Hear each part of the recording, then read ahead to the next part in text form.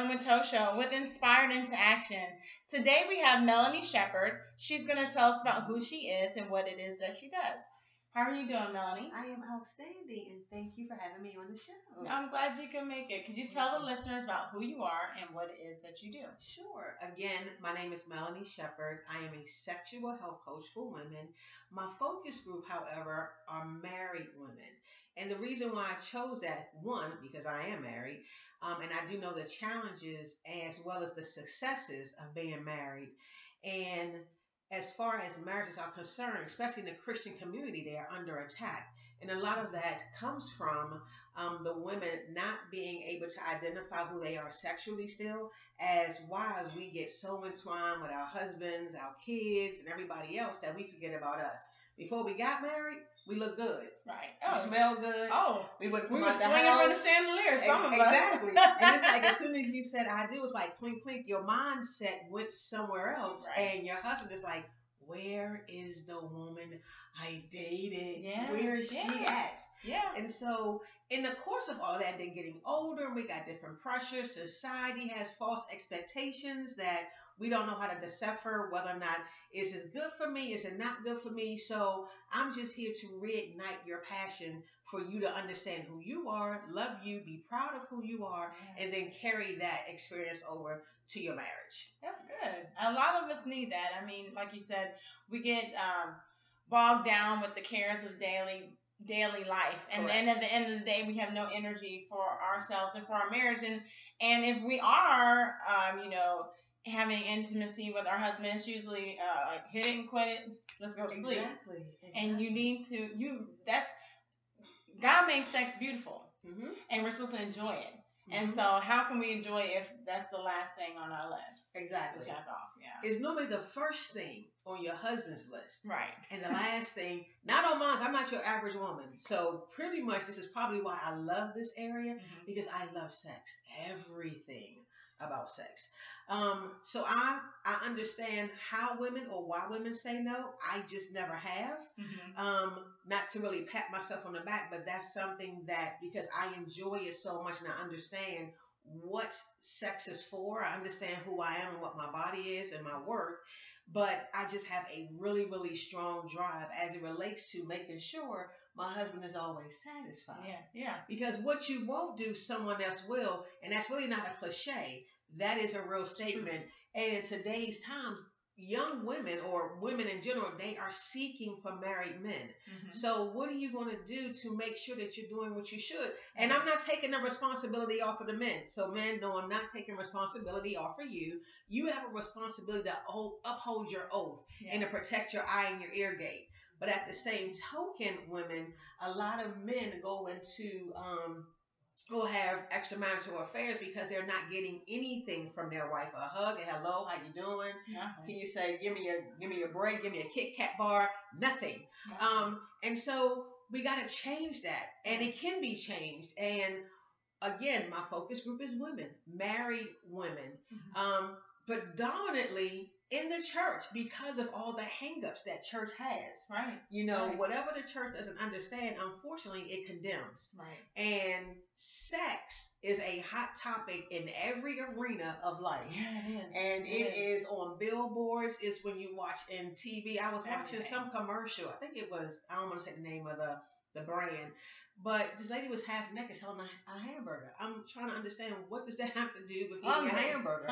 But the mental perception of going here, getting that hamburger, either wanted to make the woman feel that kind of way, or is making the man say, I need to eat that hamburger to attract somebody like that. And so we have to learn, as being in this world but not of it, how to balance those false expectations that we are constantly getting subliminal messages on, and we're constantly seeing.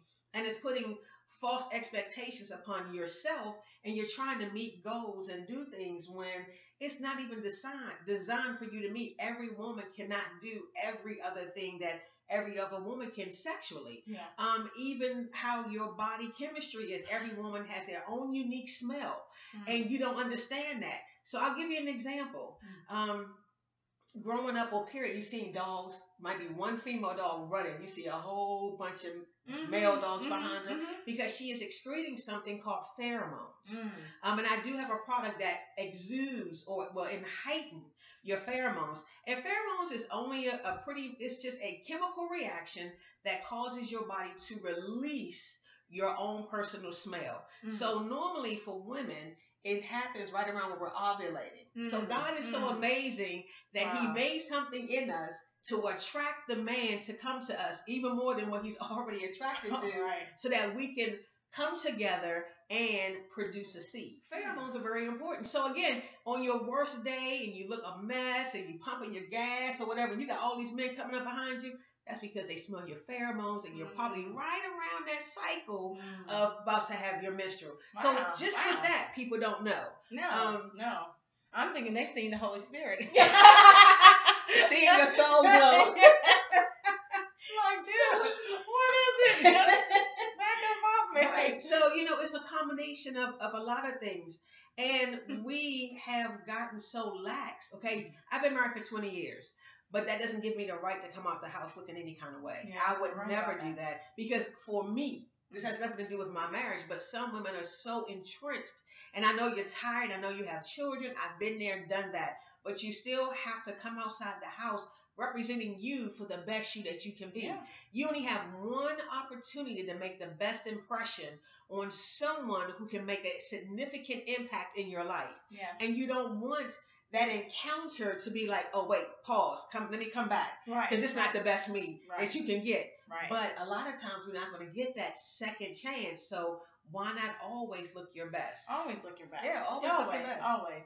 I notice when I don't, that's when I get caught. I'm like, Right. But, and I've learned over time that, not to have a second chance. Let's just go out, everything that you need to put on, whatever it is that you do it to the best. Because you're right, you don't know who you're going to meet, you don't know who you're going to see, and you just need, and you're representing, not only representing your family, you're representing Christ. Correct. And Christ always brings his best, Correct. So, in regards to your business and being a coach, what are the challenges that you have ran into since starting your business and dealing with different clients? What have been some of the challenges that you have ran into, and how have you tried to overcome those challenges? Okay. One of the biggest challenges is confidence. A lot of the women that I do coach don't have any confidence. So without confidence, they're unable to carry out the different assignments. Like they cannot see themselves being sexual. Yeah. I'll ask them, what is your idea of sexy? And they will give me names. Jada Pickett, Angelique Jolie. I didn't say who is sexy. Right. What is your idea of sexy? Yeah. So just in how they answer their question lets me know where they are with that definition and how they see sexy. And normally, I'm not going to say no one. It's a great percent, maybe 85 to 90% of the women that I do coach never associate themselves with the word sexy. Like, I am sexy. Confidence is sexy. Knowing where you want to go in life is sexy. Just being who you are, authentic. I'm not saying you got to go out the house with tons of makeup on. I don't wear a lot of makeup, but I do look nice. Make sure your clothes are clean, your hair is combed. Come on, ladies, you got to do better. Yeah, you're right. I mean, you have to exude that confidence, and confidence is seen, or lack of therefore. Correct. Is seen, and men see that. They see a needy woman, they see, somebody that can fix, or someone that they can trick or train or whatever, and they latch onto that if that's the type of man type of man that they are. And everything that we extend or exude is an attractor or attracted for someone else. So if you're tired of attracting the wrong kind of men, then change how you are exuding or what you're exuding out. So to help with confidence, I would give them many assignments, like just sit in a dark room or sit somewhere and close your eyes. The person that you think is sexy, what do you think is sexy about that person? Think about that. Now, put yourself in one of those characteristics. So visualization. Visualization, correct. And just giving them tiny things to do. Okay, when he comes home today, do this. And do that. And a lot of times with women, when we try to do something and the person we're doing it for kind of shuts us down. We don't try that. Yeah, we're not going to try that no more. No. I ain't trying I'm not going to try that no more. He hurt my feelings. Right. And then you get mad. He's like, well, what I do? Right. What And you have to remind yourself that this is new to him too, and he has no clue that you're doing this. Exactly. So he's probably thinking, what's going on? on? Right? What's going on? Right. So I teach them how to ignore the negativity because it's new for you and it's new for him. Right. But you're not telling him what you're doing. Right. Further on down the line, then I'll tell them, look, tell him whatever you do, just say, thank you, baby. Okay, I got it, baby. So that he can be also your coach. Yeah. Another thing that I've run across a lot is that women just don't know their own bodies. They don't know their different types of sexual woman parts. Targets. Yeah. They don't know. They don't know their areas that will cause them to have orgasms. Some women has never had orgasms. Yeah. They don't know about the G spot. They don't know, clitoris. This is for grown women, right? Right. This is grown woman. This is grown woman talk. This is grown woman talk. So they don't know certain things about their bodies. And like right now, it's this fad over the internet called squirting. Every woman is not a squirter. If you're not having an orgasm, there's no way you're going to squirt. And that takes practice. Is your man going to do what it takes to get you ready to do that? And it's not going to take, sometimes it may take days of rehearsing and practicing. And we don't even do that on a regular basis just to do it. I'm trying to get you to do it. Some folks once a month, and that's not good. Right. I'm trying to get you in the habit of just doing it. I don't want to get my homework. Right. So things like that we see, before our eyes, that the world is showing us that women are squirting, and then now all of a sudden all the men want you to squirt. You're not even going to do the work that it takes to make me do that, so I'm going to need you to have a seat. Right. So we take those expectations because we want them to accept us. But if you don't have any type of boundaries, and I'm talking to single ladies, if you don't have any boundaries, the same thing that you're going to do, another female is going to do. And at the end of the day, he's going to end up going with the one that he already knew he was going to go with before he even got with you. Yeah. So regardless what someone else would do, once you say, this is something that I'm not going to do, and I'm not necessarily talking about squirting, I'm just saying in general, find out who you are. Find out what it is that you're going to accept, what you're not going to put up with, and you stick to it. And it's going to be 1,001 girls, honestly, that's going to go past what you would do. But guess what? You stay true to yourself, and if he's meant for you, he'll be for you. No, that's so true. I mean, that played out in my situation, and I have really had to say, you know what? This is where I draw the line. And if you are for me, then you'll be here. If you're not for me, then hey, that means somebody else got. The guys got somebody else for me waiting in line, and look, move to the side and let him come through. And you do at the end of the day, because at the end of the day, you want to make sure that that person loves you for who you and not for what you're trying to give them. That's one. And then the second one is I wanted to make sure whoever I was with, they could keep themselves, and we weren't able to be involved in course and be intimate.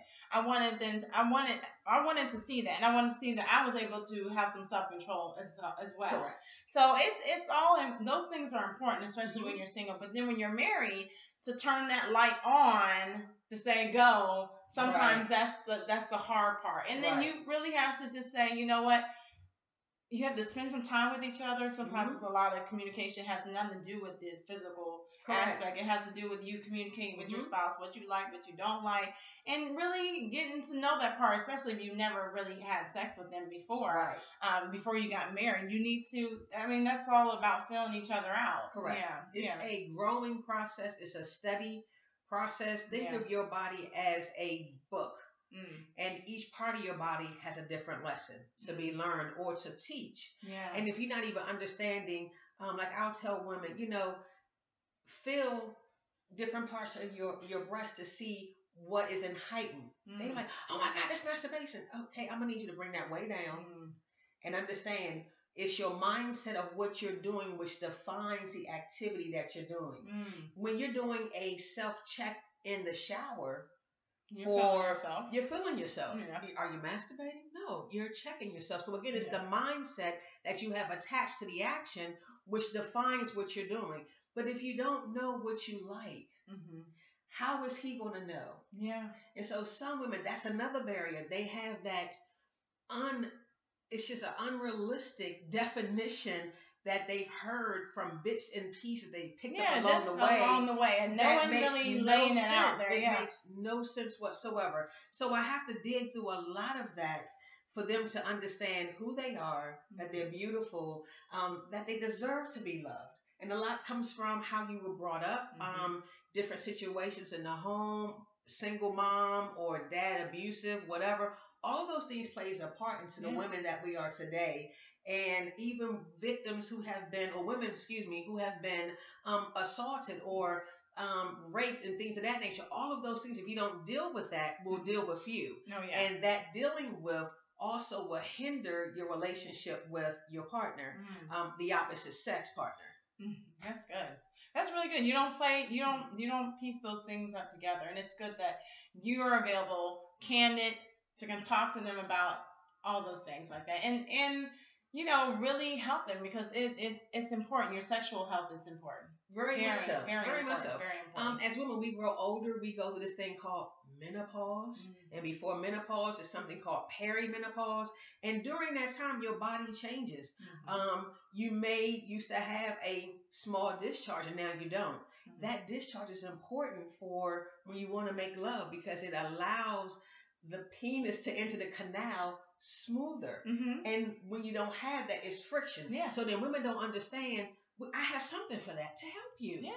To make it easy. So what they'll do is shut down and say, I don't want to do it because it hurts. Okay, let's get past that. And so you're shutting down because of different things are going on with you, and you don't know there's help out there for you. Whatever we talk about, whatever we do, is always 110% confidential.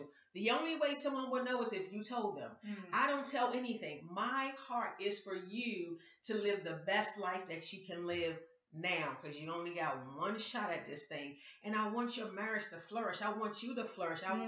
It feels so good to be able to understand and know who you are, and then to take that and be able to help the man that you're with, and then build him up as well. And then when you guys come together in fellowship, it's just magnificent. And you're always learning different things about each other. And as women, we change and we grow so much that my husband was like, so what happened to the young lady I married? Oh, sugar, he gone. She gone. Right, I've evolved. I've been evolving like a long time. Men don't evolve as much. Because they don't really have the in-depth conversations or relationships that we develop so easily as women.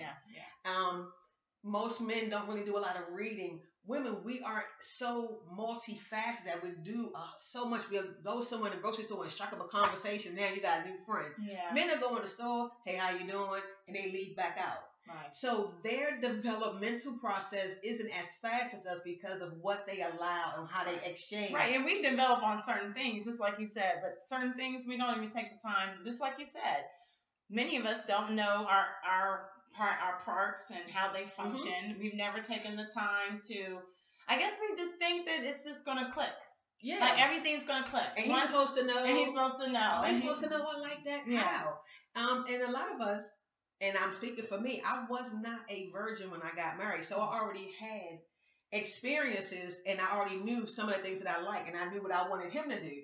So when he didn't do it, I'm like, why he didn't do that? And then, especially if your partner, if you both have already been with someone else, and then he comes blowing in your ear, you're like, wait a minute, hold up. What you doing? I don't like that. He was like, your other boob like that before? This one don't like that. And so everybody's different. And we're bringing all that baggage in from one work from another partner to now you're with someone else. Instead of just talking to the person and saying, what do you like and what do you not like? We don't want to talk because no one wants to feel as though they don't know. I don't want to say that I don't know. Because then you feel some kind of way about that. I wonder if he's going to think I'm a square, or if I don't know, is he going to teach me, or is he going to leave? If he going to leave, he going to leave. If you're going to leave, you're going to leave. Lack of knowledge, or no knowledge, it doesn't matter. But at the end of the day, if you guys are on the same goal, the same path, open communication, I get women to at least start talking about small things to their partner. Hey, baby, I was thinking we can go out and let's go here and let's just try holding hands. You'd be amazed at how many people don't even hold hands. Because we have these things here called the phone. When me and my husband go out to dinner, I'm like, look at all these couples. Most of the couples, everybody's on their phone. So there is no exchange. It's a eat, Oh, hey, you still there? Oh, or you talk about something that you've seen on the phone. Right. It's You're not like, anything. oh, look. On Did Facebook. Yeah. But it's not a tangible relationship. You're We're going away from having significant conversations to make me know or feel as though you're paying attention to me or you want me. How your job went up. Hey, those are regular everyday questions. But ask me, how am I doing? Yeah. Maybe how was, when this happened on your job, how did that make you feel? Men have feelings and we need to probe into that. Right. So those are just some of the things that I have encountered with women. Another one is we're in self-denial. A lot of women think they have it. Oh, I can't tell her that I don't because everybody think that I'm supposed to have it because I have the house, I have the car, I got the husband, I have the perfect kids. There's no perfect ever on anything. Yeah. And the only thing that you're doing is hurting yourself because I don't care how somebody perceives me to be. If I'm not getting the benefits that I want, your perception of me isn't going to increase me or decrease me. So I'd rather get somewhere where I'm free so that I can actually enjoy what it is that I want or what you think I got. I really want to enjoy what you think I got. Right. Let's make it a reality. Let's make it a reality for me. Right. Because you think I have it, but in the inside I don't. And so we as women have to, I don't know what it is about women that we can't really come together and celebrate our uniqueness, but at the same time, the things that are so similar to us. Why, when I've noticed when I go in the store, I'm like, oh, sugar, your hair look good or your dress is nice. Why is that? You know, it's lack of confidence. I mean, it goes back to the other challenge we talked about, not really feeling your worth. And, sometimes people think people have an agenda every time you say something, or every time you give someone a compliment, they feel like maybe it's an agenda. And that comes from maybe what they experience in their past. Exactly. Yeah. So, and they're bringing it to the forefront, and that doesn't apply to everybody. Exactly. Everyone's not. So we have to get them to understand where they are. Where did this behavior come from? Where did that behavior come from? And honestly, it's really just us being stuck on some type of ideology that we have developed, whether it's through church, being preached at, being taught. Say, I grew up in the Baptist church, lovely Baptist church, have a great foundation at my church. But then you also have other churches who may not have had as great of experience as I've had at my own church. Right. I had freedom at my church.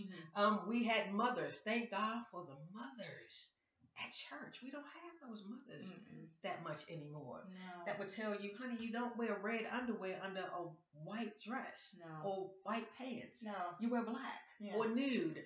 Or, honey, you need to wear a slip because when you stand up, your dress is going right up. We don't have that anymore. No. People just let people do. Yeah, you just wear what you want to wear, do whatever. You look stupid. Right. And it's like, come on. Why do you tell me? Like, And I'm sure people will want to hear that. Some people want to hear that, but then sometimes you get the low looks and stuff like that. But I agree. There's not enough people that are sewing into people these days. Not a lot of that. And so when you're a younger woman and you have a question, you feel that you can't ask anybody. Right. Yeah, because either they think that you feel like they think that you. Oh wait a minute, what is it? Either they think the woman. I feel, or they may feel like, well, I can't come to her because she thinks I may know it all, or I don't want to look like, we talked about that earlier, not looking like I don't know, exactly, like you don't know, but you need to not know sometimes. Not knowing is powerful. Like, I don't know a lot. If I don't know, I would say, you know what, I don't know that. Great question. Right. Let me do some research. Let me check around my resources, and let me get back to you because I do not know everything. And my fear or my sphere and expertise is not as in depth as some people. So I stay in my lane, and I'm okay with driving my car in my lane. You can do what you got to do, but I am an expert in my lane, and I'm okay with that. Yeah. So I don't want what someone else has, but I do want every woman. I don't care if you're white, black, orange, purple, single, married. I want you to understand that you are fearfully and wonderfully made, that you have a whole host of women that will back you up, that there is nothing impossible to you. There is so many things that you can do. And a lot of times we got to go outside of the sphere of influences that we have to get different ideas. You know, watch different TV shows, drive to work a different way, do something different to give your brain the ability to think on something different. Go to a different place. Go to I don't know, you normally go to Florida, go somewhere else on a vacation. See how the foreigners, well, not foreigners per se, so please don't get offended if you do, that's on you. How the foreigners, meaning not in that locale, how are they responding? How do they act? See something different, jog your brain, get out of, it's more to life than just your block. You going to work and coming home and you talking to just your girlfriend. You're missing so much. You missing way so much. That's great. That's great information. So in regards to business, because you're an entrepreneur in this and also you've been an entrepreneur before, what are some skills that you think are important to have in regards to starting your business, or if someone wanted to do what you're doing, what are some things that you would suggest to them that they have, like skill-wise? Figure out what it is you want to do. If you really don't know, get with someone who you can trust your heart with, that you can share some of the ideas that you had swimming around in your head, write them down. You may not have everything, and don't be intimidated or frightened by that, and don't allow that to stop you. I don't always have everything well planned out, but I have something written down and I'll go. And as I go, I get. You follow me? So at first I used to be stagnant because if I didn't have the whole picture in totality, I wouldn't move. Because I would be like, man, I mastered excellence. So if I don't have it, I can't do it. But the thing is, but that was you don't get all the pieces together. You don't get it all at the same time. There's certain things that you have to do first. And then then God's like, okay, I'll give you the rest of the information and do this. It's like steps, you know. It's steps. So do that. Get someone in your corner that can help you. Get around someone who makes you want to be better. I have a squad of people. I have very, very close friends. One of my besties. He makes me want to be better. My sisters, it's a whole bunch of us. They make me want to be better. My hubby makes me want to be better. Be around people that pushes you. People who maybe get on your nerve and irritate you. Be around some of them because it's something that you can learn from that experience. So I don't just be around people who placate me. Oh, that's good. Say, oh, good I don't job. like people like that because I can do that to myself when I don't feel like doing something. You know, we always do it. I'm supposed to call 10 people today. You know what?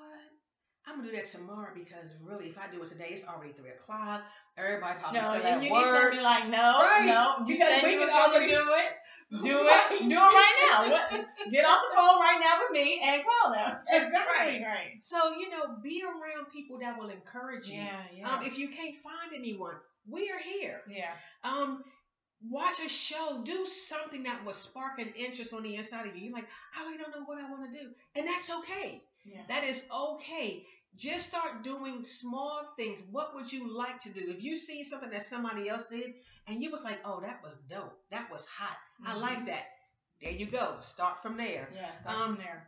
Once you do that, have a game plan on how are you going to go about doing it. If you want to do something like what I'm doing, don't go and reinvent the wheel. Come talk to me. It's a whole line of products. I am in partnership with a company called Pure Romance. So I just use that to help me get what I need to get to the women. The education comes from me, but they are like my backup. So when I need different things, I go to them for my backup. You're going to get, some of y'all going to be like, oh my gosh, for the toys, which I call bedroom enhancers, gels, different creams, different types of lubricant that we need for different occasions, intimate occasions. That will make it be like, woo. All of that. So don't reinvent the wheel. Don't do something and try to recreate it. If it's already done, just get what they have and perfect it. Or just walk in line with it. Cut out the extra stress and the extra steps. Once you do that, get someone that you can be accountable to. Again, we talked about that earlier, how you can talk your way in and out of your paper bag by yourself. You don't need any help with that. But get someone that you know will hold you accountable. And then the biggest thing is, do not create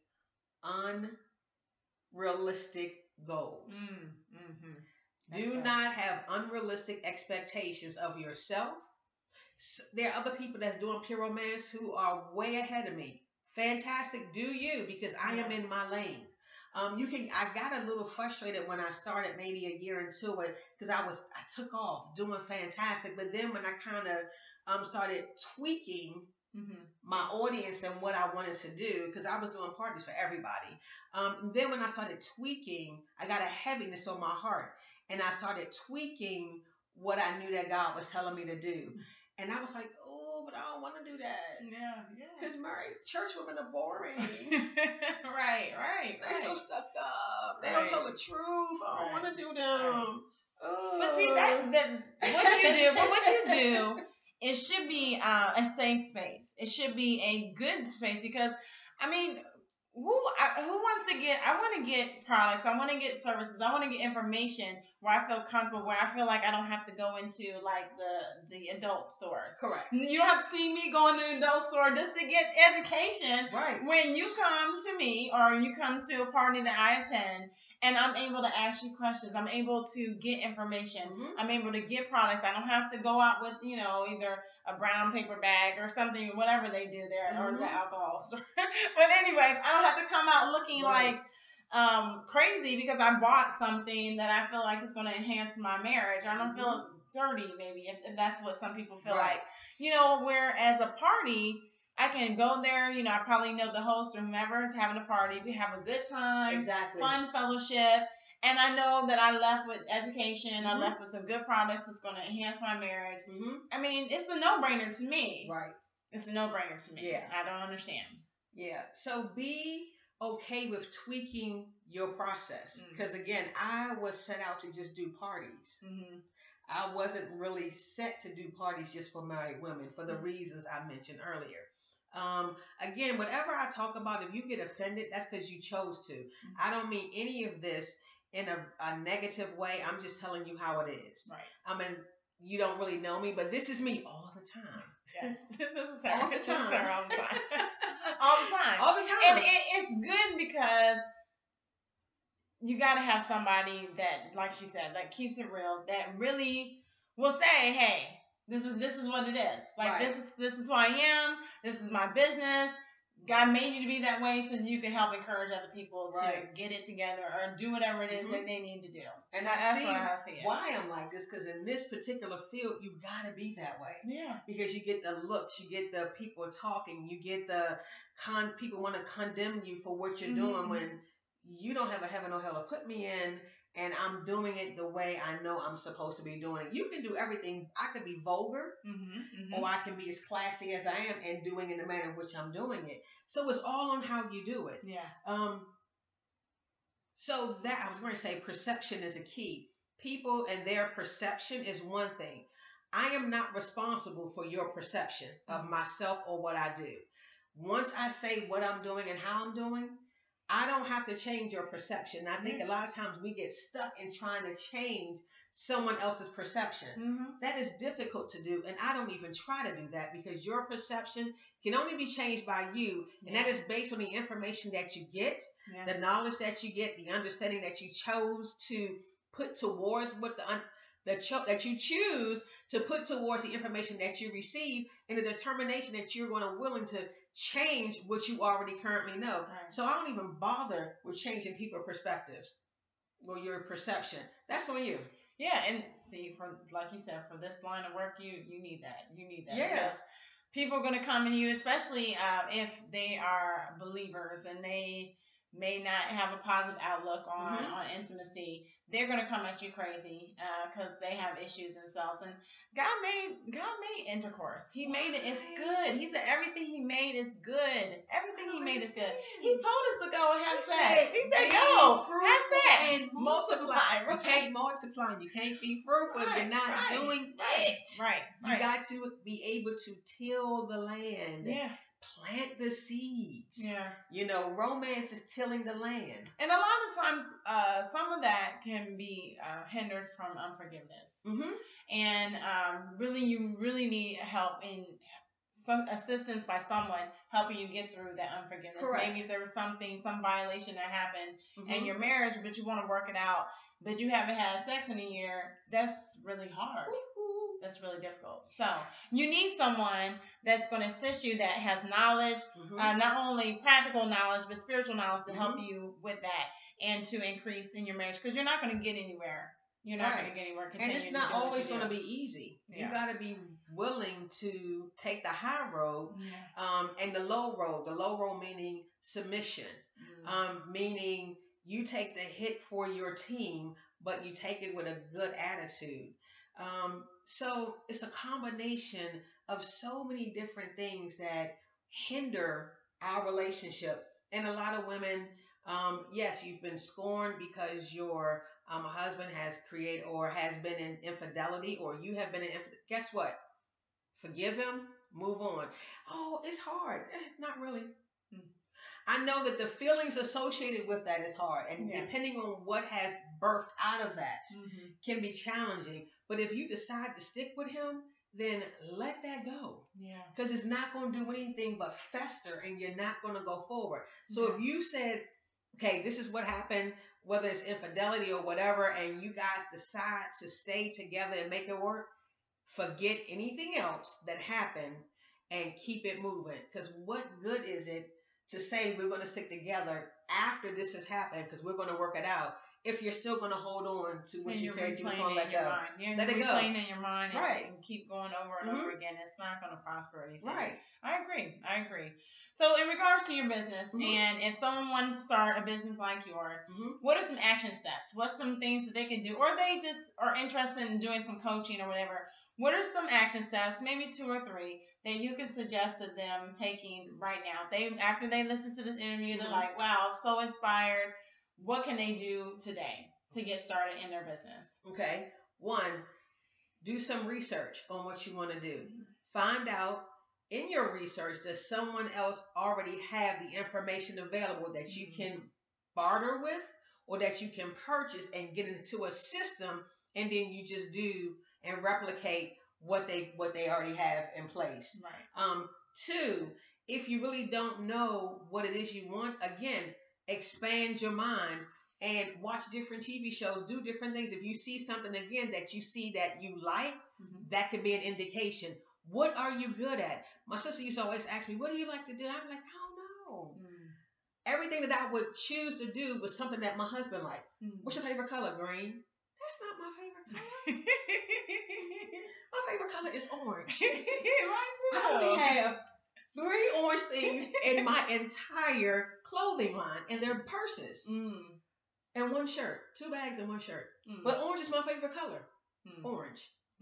But green was always my choice because that's my husband's favorite color. And as women, we take on, we're chameleons. We just take what he has and we multiply it. Yeah. And so that used to be a really tough question. And we drop what we were in the first place. So I know a lot of you are stuck with, what do you like to do? What do you want to do? What do you want to be? What are some of the, you can tell a whole list of what you don't like and what you don't want to be. But when someone says, hey, what do you like to do? If you had the opportunity to go out and not have to worry about money, not have to work a 9 to 5, what would you do? 95% of you would be like, I have no idea. Yeah. Because you don't think it's a possibility. Right. You know? Or you're not even thinking, you're not even putting yourself out there to experience new things. That's what we say in our household. We say, what is it that I like to experience? Not even what I want to do, because we feel like life is full of experiences. Correct. And our experiences shape who we are. It's like, so what would you like to experience? What are some new things? Or if you don't have anything, like you said, expose yourself to new things. Go to a museum. I mean, and see what other people are doing. Go on. I mean, it's not about what other people are doing, but you may see something, like you said, that someone else is doing. You're like, oh, I wanted to do that. That's what I want to do. Let me try that. And it's like, try it, the new experience. Either you like it, you don't like you it, don't. and that's all. That's all. You can learn from it, or you can not learn. You can grow or not grow. It's up to you, but at least you experienced it. Exactly. Yeah. Every now and then, maybe once every 2 or 3 months, I will go outside my comfort zone, and maybe I'll go to a whole different restaurant by myself and sit at the bar and strike up a conversation with somebody. Totally different environment, which means there are totally different people there. So now I'm engaging and broadening my base of who I know and listening to people's stories and doing things outside of just my race. Because right now we're so segregated in this country with, okay, I'm all black and I'm white or this. Okay, no, first we're all God first as a Christian. And then, yes, I am African American. But I still want to know there's more to this life than the experiences that we experience as an African American. Yeah. So let's get past that, and you'll be able to discover so many things. I have friends of every type of walk of life that you can think of. Yeah. Some close, some not so close. You understand who you can keep close and who you need to have as an associate. Yes, exactly. And it's good, but it's good to broaden your horizons. It's good to experience things. I mean, just to have friends that are of different ethnic backgrounds. I mean, people are cultural backgrounds. I mean, I'm not from here. I do things differently. We look the same. I mean, we're both African American, even though some people I think I look African American, but I am African American. And I may do some things that are different than you, and you're like, wow, I've never experienced that. You know, so I think that's very important in regards to business and life in general. It is, because it helps you understand their perspective. Yeah. It gets, because if you only are experiencing what you know and being around people that you know, when someone else comes around and they do something, you'll get offended, or you'll choose to get offended. But if you had a relationship with them, you will know that that's their culture. Yeah. So they don't mean anything, and they don't mean anything by it. But a lot of things we do are culture. Yeah, you're right. So if they do something, then you understand, oh, that's their culture. So now that whole you getting offended, that's alleviated, but you would never know that if you didn't have any conversation. Yeah, that's so true. Last but not least, after doing all of those, make sure that you are willing to put in the work, because it is not going to be easy. I'm not saying it's going to be very difficult, but it is going to be tedious. We always see the goal, but we never see the steps that it takes to get to the goal. We always want the finish line results without doing the training to run the race. Yeah, that's so true. And so you got to start where you are.